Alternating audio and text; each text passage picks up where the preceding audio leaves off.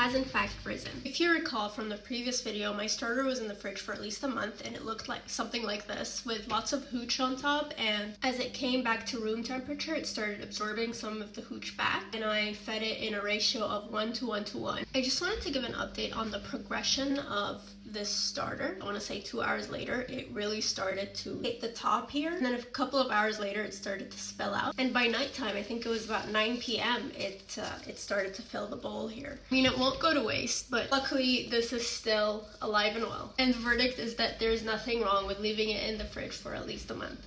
Success.